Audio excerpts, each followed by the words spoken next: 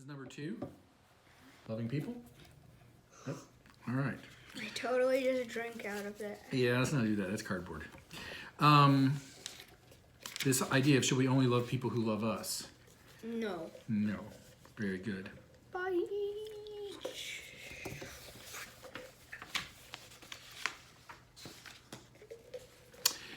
With that in mind, here's what Jesus said. This comes from the Sermon on the Mount, Matthew 5, which I find really interesting.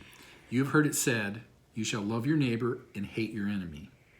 But I say to you, this is Jesus, love your enemy and pray for those who persecute you. I thought it was like, love your enemy and hate your neighbor. It wasn't quite going that backward. But you know, this is kind of radical.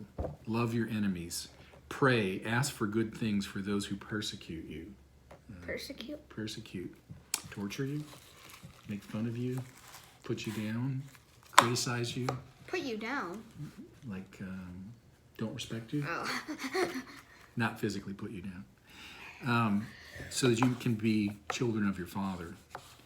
For He, meaning God, makes the sun rise on the evil and on the good, and sends rain on the just and the unjust.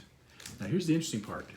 For if you love only those who love you, what good is it?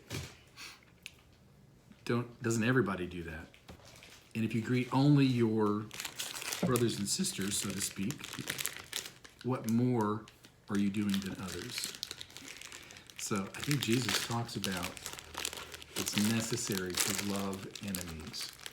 And when we were talking about that, you brought the question of Hitler. Are we supposed to love him? You know, I think Jesus would say yes. Man, I don't think I could do that.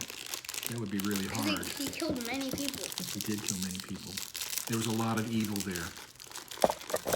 But if love is seeing people the way God intended them, perhaps there's something there to look at. Not at what he did, but at the way that God made him and what he actually intended, and somehow it got twisted.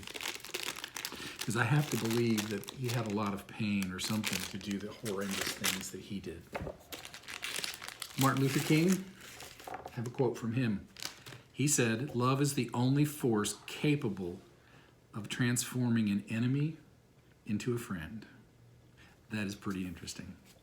I think that's probably very true. So we talked about if we're going to love people, do we have to agree with them? I found this quote, loving your enemies does not mean you have to agree with or accept what they do, hence Hitler. You can still love all of mankind, all of humankind perhaps, and be outspoken for what you believe. So you can love people and still speak out for what you believe, because I think this really gets down to respect. And ultimately, do you know what civility means? The word civil or civility? To be civil. A civilized human. Yes, to be civilized, to be able to love other people, respect them, even when you disagree with them. And that's, I think, at the kind of the heart of this particular rule. So, to love, you don't have to necessarily agree. And I think there's a principle here that to love people means that you tell them the truth, but you speak the truth in love. All right, I got one more quote. This one, you know who Mother Teresa is? She was a nun, and I think she worked in Calcutta, India, with just the poorest of the poor. And this is a quote from her. She said, at the end of life, we will not be judged by how many diplomas we have received, how much money we have made, how many great things we have done.